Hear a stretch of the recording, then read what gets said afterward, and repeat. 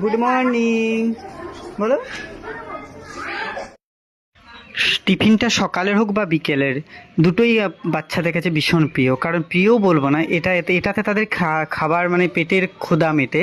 তারা এত ভালো মন্দ খাবারটা বাড়িতে পায় না। হ্যাঁ, বাড়িতে অবশ্যই তারা ডাল ভাত মুড়ি ঘুগনি যাই হোক একটা পায়, কিন্তু মাঝে মধ্যে পুষ্টিকর খাদ্য দেওয়া বাড়ির লোকের পক্ষে সম্ভব নয়। এই সমস্ত পরিবার খেটে খাওয়া পরিবারদের ইনকামই কত, সারাদিন 100-150, এইটুকু পরিবারের মধ্যে সংসার চালানোই যেখানে হয়, সেখানে ভালো খাদ্য খাওয়া একটা বিলাসিতা। এবং শিক্ষা, তো শিক্ষা সামগ্রী খাদ্য আমার এখানে নিয়মিত চলছে, হয়তো মানুষের দানে বা মানুষের ভালোবাসায়। আগে আমি চেষ্টা করেছি নিজেকে নিঃস্ব করে। এই সমস্ত বাচ্চার জন্য যারা টিফিনের জন্য এগিয়ে এসছেন বা মধ্যাহ্নভোজনের জন্য এগিয়ে এসছেন, তাদের চরণে শতকোটি প্রণাম। সবাই আমার নাম্বারে যোগাযোগ করবেন ছোটদা। এটা কিন্তু কোনো অনাথ আশ্রম নয় বা কোনো স্কুল নয়, এটা হচ্ছে বিনা পয়সার কোচিং, যেখানে সরকারি স্কুলে বাচ্চারা যায় স্কুল যাওয়ার আগে সকালবেলায়, এবং স্কুল ছুটির পর বিকেলবেলায় কোচিং নিয়মিত চলে, নিয়মিত দুবেলায় টিফিন চলে। রবিবার স্কুল ছুটি থাকে, সেদিন মধ্যাহ্নভোজ চলে। সবাই পাশে দাঁড়ান, সহযোগিতা করুন।